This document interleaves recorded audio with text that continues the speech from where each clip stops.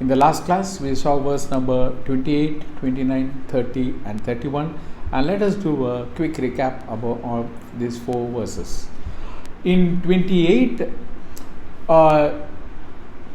like Lord Krishna is trying to make Arjuna understand certain realities of life about birth and death. So in verse number 28, Lord Krishna says, Arjuna, for all the life, beginning is unknown, end is also unknown, only the present is known. Which means we don't know about our previous Janma, and also we don't know what is our next Janma is going to be there. Only thing that we are aware is this Janma. So please understand that. So don't worry about what happened yesterday, and don't worry about what is going to happen tomorrow, because one, in the current context, past is always you can't do anything with the past. Whatever has happened in the past has happened. You cannot correct it. And similarly, you don't know what is going to happen tomorrow, the future. So, you need not worry about. There is nothing, it doesn't make any sense to think about something which you are not sure, which is very much uncertain. So, that's what Lord Krishna is trying to tell in this thing. So, he is also telling that one, there is something past is there, also future is there. That means Lord Krishna is trying to say that there is previous Janma was there, and also a rebirth is going to be there after this death. So why do you worry about? So what are you grieving for? What are you grieving for? One, that which you cannot correct, the past, and that which you don't know, the future. So this is a situation. All you know, all is under your control is the present. So if that is the situation, Arjuna, tell me, what are you grieving for? So this is a very important thing that Lord Krishna was trying to communicate in verse number 28, because our major concern is either we keep worrying about our past or we keep worrying about the future.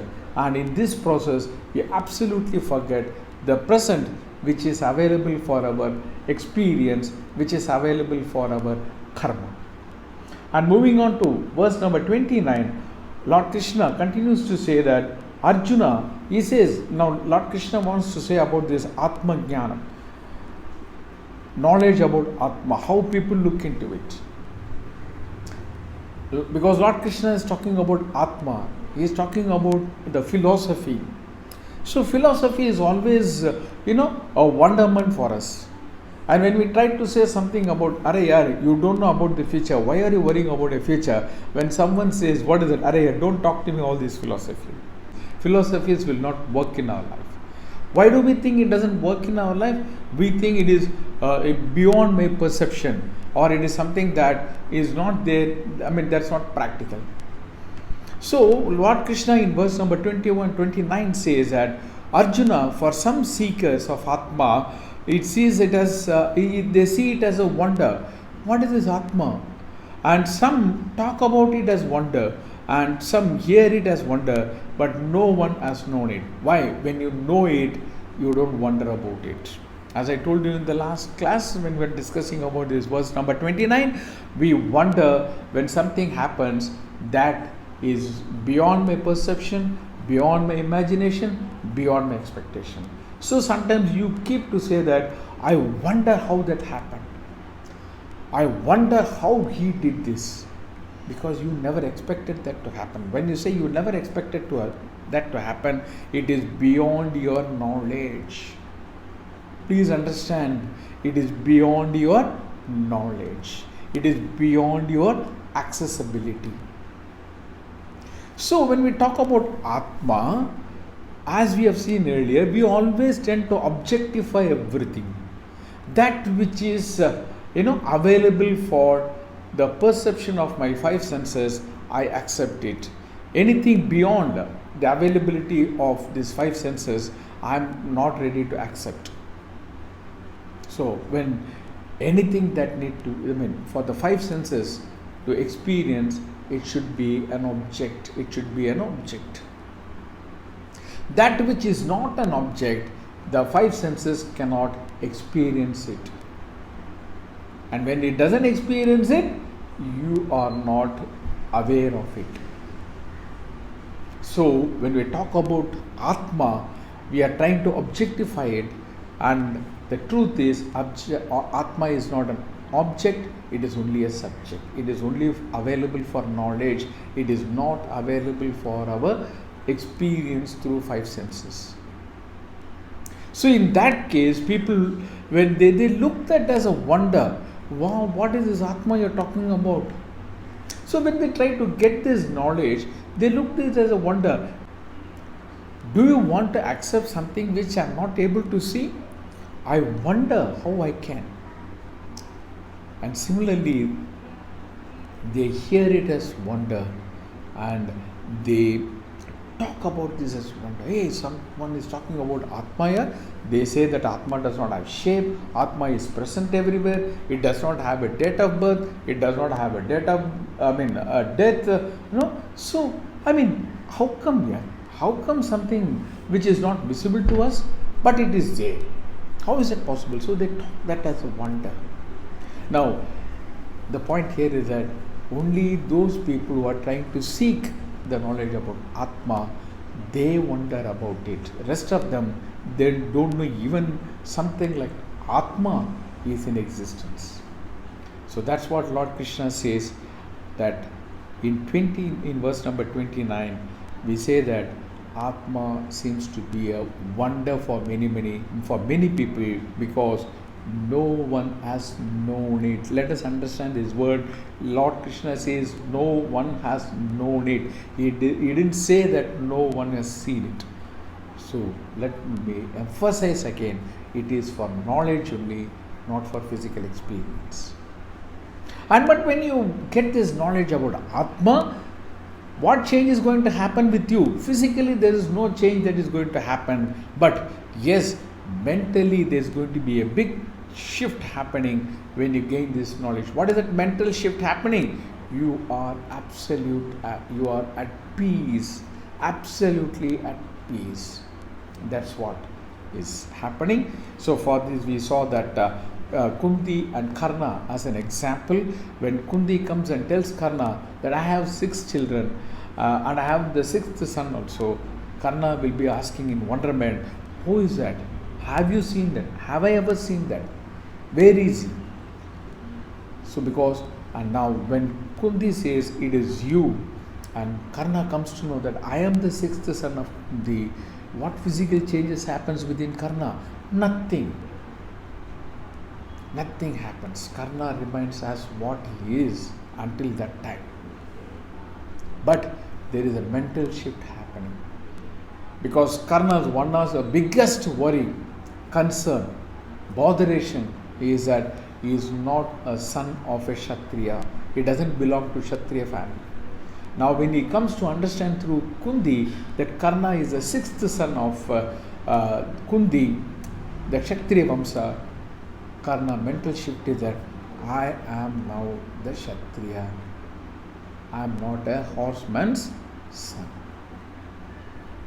So similarly, when you gain the knowledge about Atma, now what's the mental shift happening? I am this Atma and I am not what I see, this physical body and my mind. So that's a shift that you can expect when you get the knowledge of. Until then, it looks like a wonderment.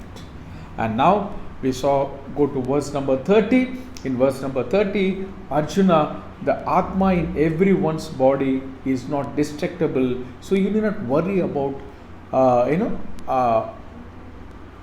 anyone's life. You need not worry about anyone's life.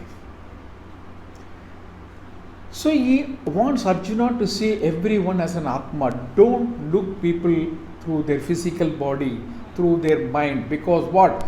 That is destroyable, that is going to die, that is going to vanish, that is going to perish. Mind is going to keep on changing. So if you look at people through their body and mind, you are going to suffer, Arjuna, and that is what you are doing right now. I want you to look them as Atma, that which is non-destructible. When you look all as Atma, then you will not worry for anyone's life. Why? Atma is always there. It is only the body that has left this world. It is only the mind that has moved out of the body, but the Atma remains. When this knowledge comes, Arjuna, you will not worry. When Lord Krishna says, Arjuna, don't worry, he says this knowledge comes, you will never worry about for anything, not only human life, anything. So that's what Lord Krishna says. So in verse number 31, Lord Krishna moves from a philosophical aspect to ethical aspect. Why? Because in case if Arjuna says that I'm not able to see the Atma, I'm not able to understand or accept this Atma factor, what should I do? So not only keeping that, Lord Krishna is looking into various angles this issue. So ethically he says in verse number 31, keeping in mind your Swadharma, you should not fear for it. Fear for what? Fear for fighting the war. In the war, you will be killing people. You should not fear for it. There is nothing great goodness for a king than fighting a war for dharma. So there are very, very important factors we need to see here. So first of all, when we talk about, we need to understand what is this Swadharma. Swadharma means that which is a dharma need to be followed by Varnashrama divide. Now to understand this dharma, it is divided into three parts. One is a Samanya Dharma. Samanya Dharma is a common one, which is applicable to everyone. And Vishesha Dharma, which is very specific. And this specific aspect is, is understood through this Varnashrama. And we will see this Varnashrama and anything related to this separately. And third one is exceptions, which are beyond the reach or the situation of Samanya and Vishesha. So, when he says it has come by chance, he is referring to dharma only, because this war, Arjuna, you never wanted this war. You are not expecting this war. It is a chance that you got to fight to save the dharma. So don't miss this chance, Arjuna. You have to make the use of it. It is like what? It is like the gates of the heavens are already kept open. It was not waiting for me to come, but it is already kept open. All I need to do is what? Enter into it. I did not wait for the gate to open, take the permission and check whether I can enter or not. No. The gates of the heaven is already open. All you need to do is enter. Similarly, Arjuna, it is a chance. It's all set for you. Fight this war. You are fighting this war to save the dharma. So just fight the war. That's all you have to do, Arjuna. He says. Now the gates of the heaven is kept open. Also need to be looked into in this angle. He says ethically, Arjuna, a king who is fighting the war for dharma, if he dies fighting the war, the gates of the heavens are kept open for him. He just need to enter into it. Which means what?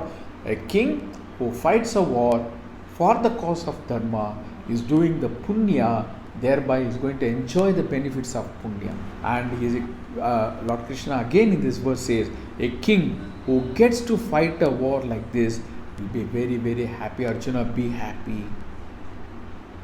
Be happy. As a king, you got an opportunity. You got a chance like this to fight a war. So any king for that matter will be very happy to fight a war like this. And that too when it comes by chance. He never went for the war, but when it comes by chance. Because if you remember in Mahabharata, even there was a last minute effort by Yudhishthira sending Krishna for a peace talk.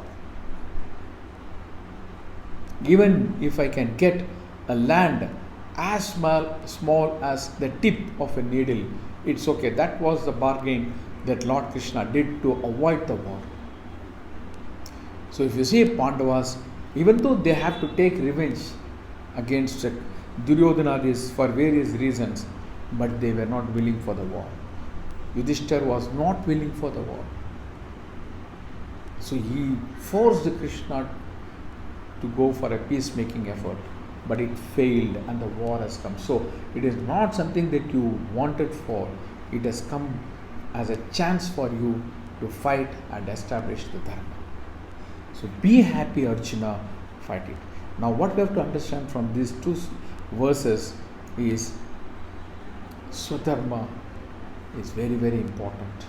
When you are doing your Swadharma, there might be some pain, but you should not give importance to that pain. Doing your Swadharma is always an act of punya. And today, how do we define Swadharma? Because you have moved away from this Varnashram. There are Swadharmas for Brahmins, for Kshatriyas, Vaisyas, as well for the Shudras. But today we are a confused lot. We don't know what is this Brahmin is. We don't know what is Kshatriya is. We don't know what is Shudra is, Vaisya is. We have mixed up everything and we are lost the dharma also. So everyone is doing what they like to do it, and you see the chaos in this world. So it's very, very important.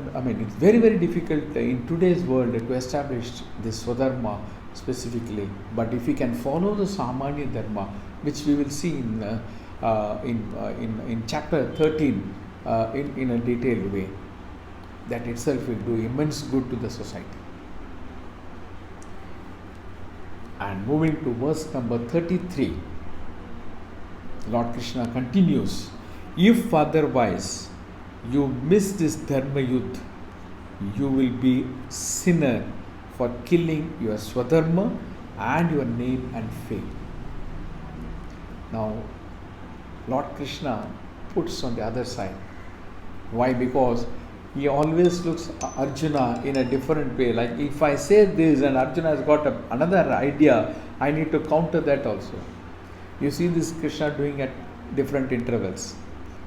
In case Arjuna says, I don't want my Swadharma, I don't want that punya by killing so many people, I don't want to kill Bhishmacharya, I don't want to kill my Guru Dronacharya or others and thereby attain punya, I don't want. If suppose Arjuna thinks like this, now Lord Krishna is ready with the counter for that. So he says, if you miss this Dharma Yudh, a war for the cause of Dharma, Arjuna, if you miss this opportunity and if you run away from this, what are you doing? You will be a sinner. In what way? By killing your Swadharma and by killing your name and fame. It's a sin. Now we have to look this into two angles. Sin means doing a sin is of two types. One, doing something which you are not supposed to do is a sin. As I told you, ahimsa is a samanya dharma. But if you follow himsa, it is a sin. So, doing something which you are not supposed to do is a sin. Also, not doing what you are supposed to do is also a sin. Please understand this. Not doing what you are supposed to do is also a sin. And Lord Krishna says, Arjuna, don't think that if you think killing people is a sin, also remember, Arjuna, running away from doing your swadharma is also a sin. And you are going to be punished for that. So he says, you will kill your swadharma, you will kill your name and fame, Arjuna. He is going to continue this in the following verses about this. So don't stop the right action. Not doing the right action at the right time is also a sin. A very light example is that a person was caught and brought to the court, and that person argument is that I didn't do anything, so why have you taken me into custody? I didn't do anything. If I did something, then at least you can say you did that, so we are taking you into custody. I didn't do anything, then why the hell you are taking me into custody? And the police people said, we are taking you into custody because you didn't pay your income tax on time. Again that fellow says, I didn't do anything. I didn't do anything. By the way, the person says, I didn't do anything, he means that I didn't pay that income tax. Paying the income tax is an action. So I didn't do anything. I didn't get into any act. But he is caught for that. Why? If you didn't do something that you should do, you are supposed to do, you are supposed to pay your income tax. And simply saying I didn't do anything is not going to save you. You didn't do something which you are supposed to do. So you didn't pay your income tax and you are caught for it. So please remember, dear friends, what Lord Krishna says here to Arjuna is very much for us. We need to understand this. So one, avoiding doing something that you are not supposed to do is the right thing. And also doing that which you are supposed to do is also right. On the other way, if you don't do what you are supposed to do, is a sin. He says, that's what he says, Arjuna. If you don't fight this dharma yudh, Arjuna, you are becoming a sinner by killing your swadharma as well as your name and fame. Having said this, now Lord Krishna moves to the next one. In verse number 34, Lord Krishna says, people in this world will criticize you, they will talk ill of you, they will talk very cheaply about you. And please understand, Arjuna, a person who has got name and fame, and if he loses that, it is worse than death. So what points he saying on the ethical angle is almost like, scaring you. Now understand this, a person who has got name and fame, will he allow that to diminish? Will he do something, any act, which will go against his name and fame, which will defame him, which will get him a bad name? They will not do. But if suppose someone does that, any act that is going to defame, I'm not talking about an ordinary person, I'm talking about a person who already got that name and fame, kirti. If that person's act is going to defame him, bring him bad name, you could have seen people committing suicide because they lost their fame, they lost their name. It is worse than dying. If you are dead, it's all over. But you are alive and you lost your name and fame by your own action. How will be your emotions? How will be your feelings? It's a torture for that person. People take the extreme step of killing themselves because they are not able to withstand that. And Lord Krishna says, Arjuna, people in this world will talk ill of you. They will talk cheap about you. Why? Look at this Arjuna. He came to the middle of the battlefield. He saw Duryodhana's battle strength. He got scared. He ran away. Arjuna, they will say, you got scared. Arjuna, are you the type of person? Look, your histories. How you fought many wars. Daringly, boldly, single-handedly. You have defeated the same Karna, same Duryodhana in earlier occasions. You have the name, you are the great archer in this family. You are the courageous person. And you are also a wise person. This is what you have earned, Arjuna.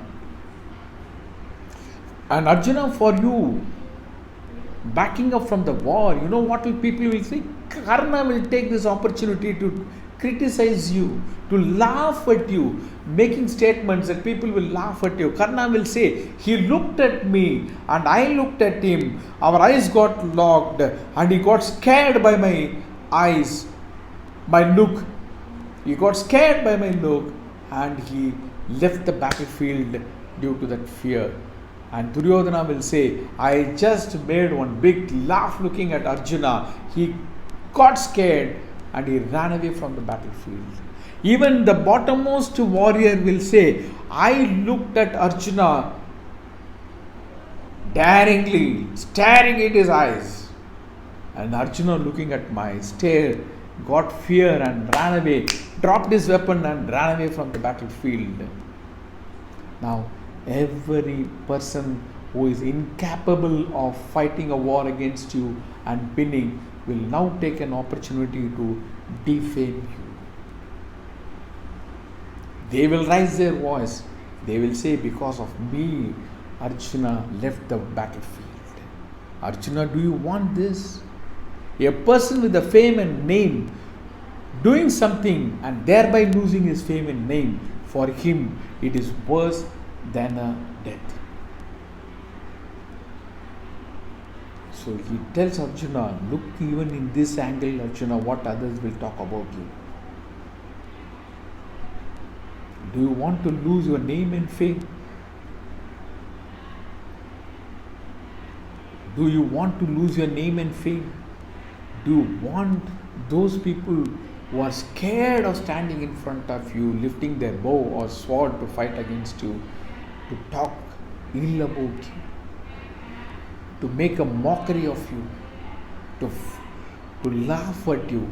Arjuna, you want that to happen? And this will remain even forever in the history, Arjuna. Forever it will remain in the history. So losing your fame is what people will be always talking. So you want that to happen, Arjuna? And that is what Lord Krishna says. Now from ethical aspect, he is talking into a very general term. Think about your name and fame, Arjuna. You want to lose that? You want these people to laugh at you? Make a mockery of you? You want to live a life with shame? With bad name? Do you think you can live that life, Arjuna? He says that. Now he gets to Arjuna in a different... He now gets into Arjuna in a very normal way, as talking to a normal person with name and fame. So he started philosophically, then he moved into ethical aspect, talking about the Swadharma. Now he talks about, in a very normal way, a person who has got this name and fame, and telling him, do you want to lose this and live a shameful life? Look at that approach of Lord Krishna.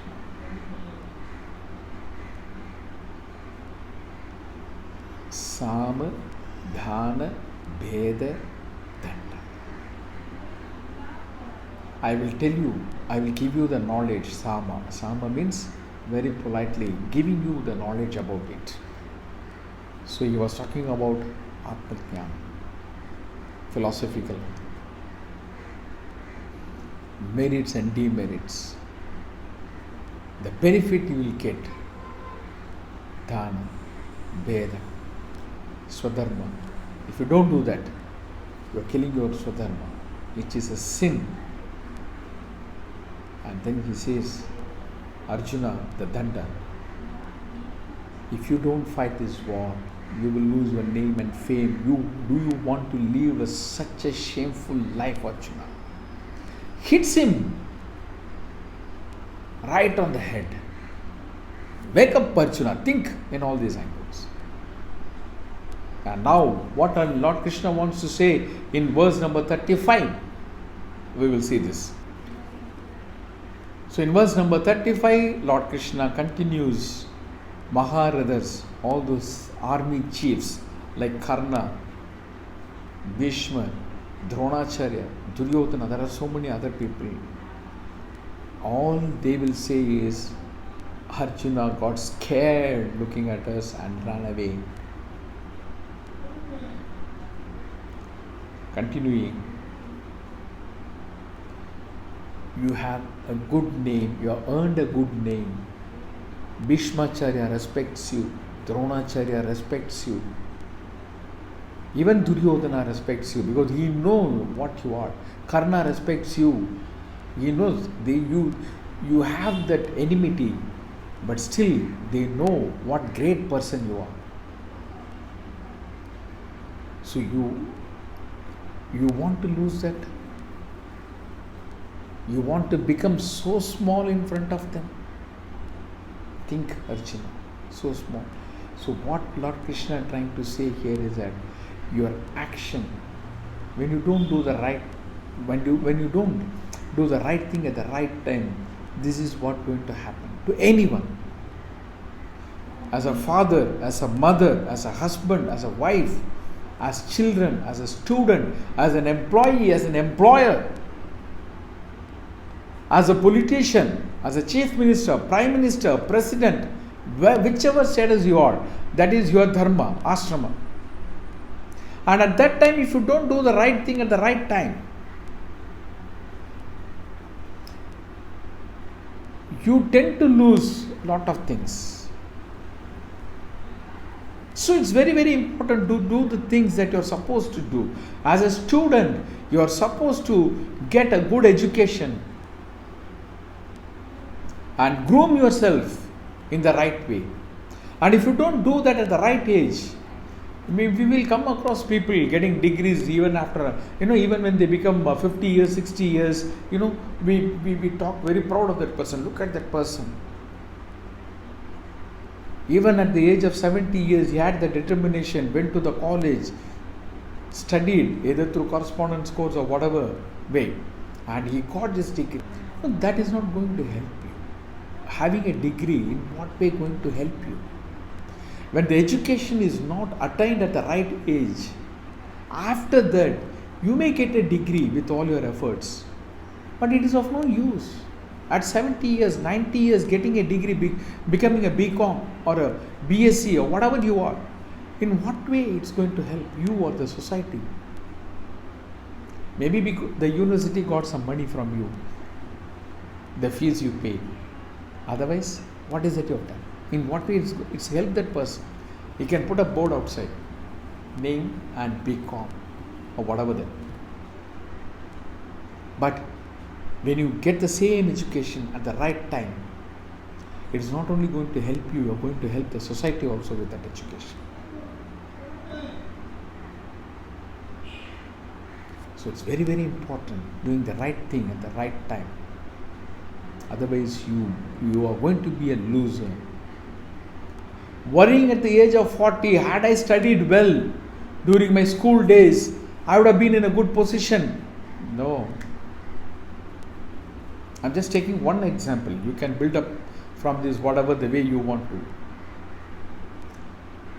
Now, what is the point in worrying at the age of 40 years, 50 years when you don't get a promotion when you don't get your increment, when you are not able to come up, build up your career, because your education is not sufficient for that.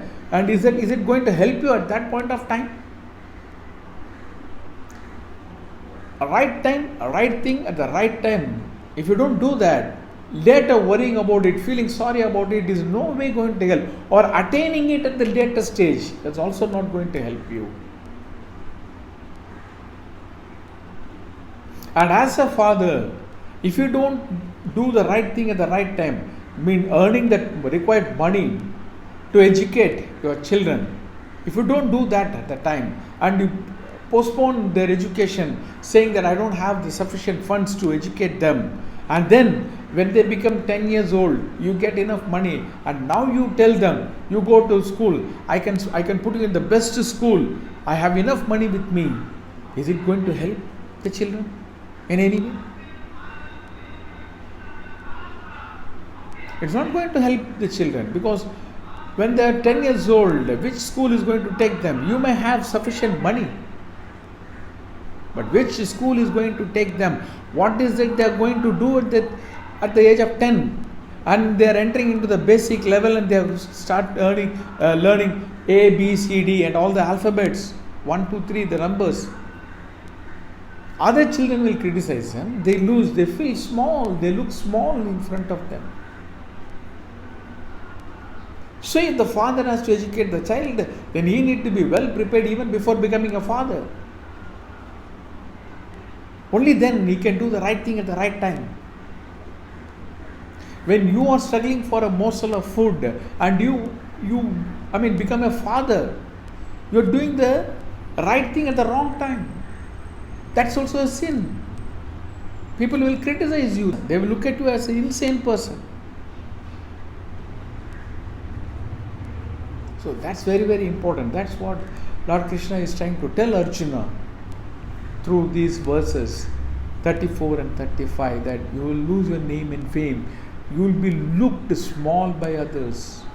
Others means who? Who are these others? Those people in front of whom you looked so big with your deeds, with your knowledge, with your deeds, everything. The same people will now look at you small. They will demean you. It will happen in our life if we don't do the right thing at the right time, and doing the wrong thing also. Doing the right thing at the wrong time also makes senseless. Doing the wrong thing also an idiotic action. And not doing the right thing at the right time is the height of foolishness. So that's what Lord Krishna wants to say in these verses. So with these verses, we will complete this class, and we will see you all again in the next class. Om Purnamada Purnamidam Purnat Purnamudachyate Purnasya Purnamadaya Purnameva Vasishyate. Om Shanti Shanti Shanti.